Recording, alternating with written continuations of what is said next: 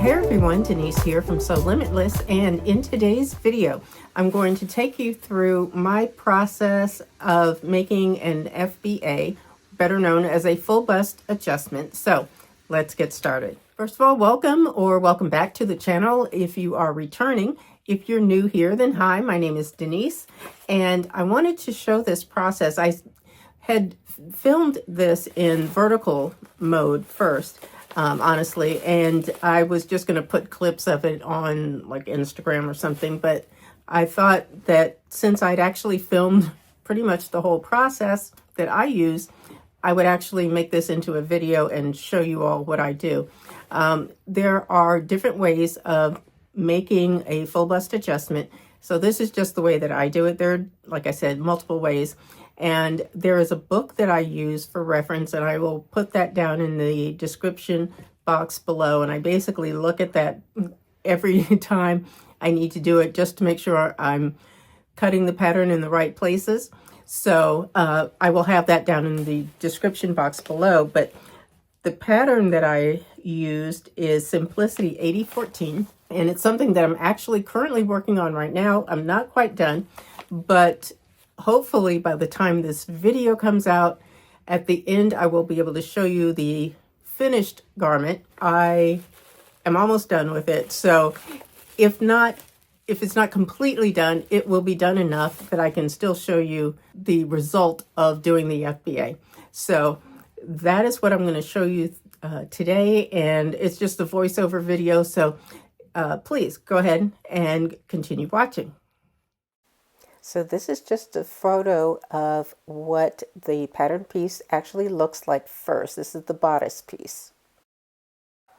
So now I've gathered my supplies. I use tracing paper, which is just white paper that is easy to see through. I have an 18-inch clear ruler, and I use a red pencil for doing the actual lines. I draw the lines onto the pattern piece first before I do my cutting, because that way I know exactly where it is I need to cut.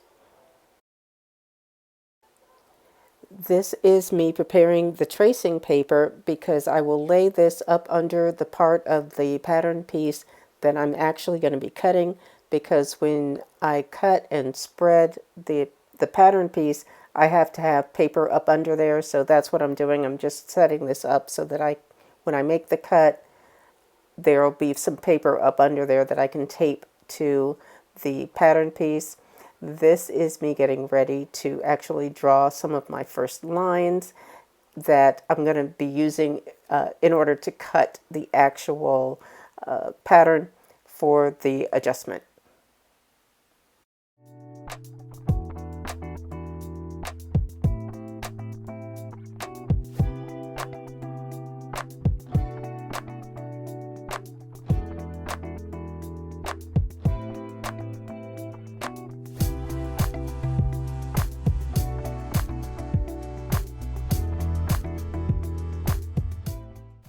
So at this stage, I actually like to use my washers, which I use as pattern weights.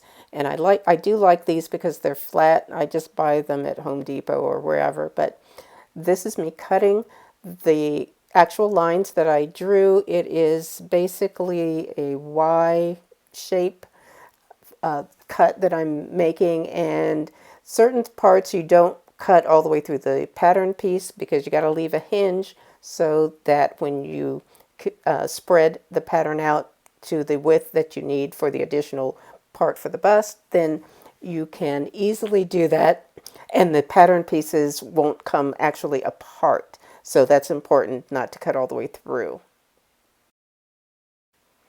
Here I'm actually just spreading out the width that I need. I believe I added about 3/4 of an inch on this part here for the additional room that I needed. I didn't need a whole lot, but based on the measurements on the pattern piece, that's when I decided I was actually going to do this, because otherwise I don't want it to be too tight. It's a short dress, So I don't want any gapping or anything like that. So I just figured I would go ahead and do this from the start. And that is why I decided to go ahead and do this anyway.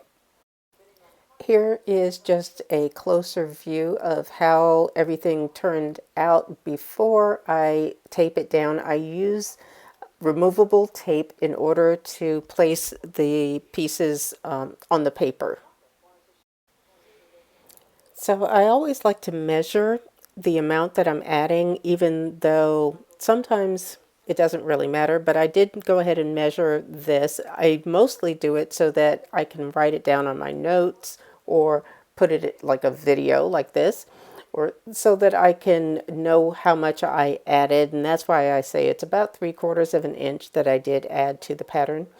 But it ended up being just the right amount, not too much. And this is how it ended up turning out in the end. You'll see a picture there, and that's the finished piece.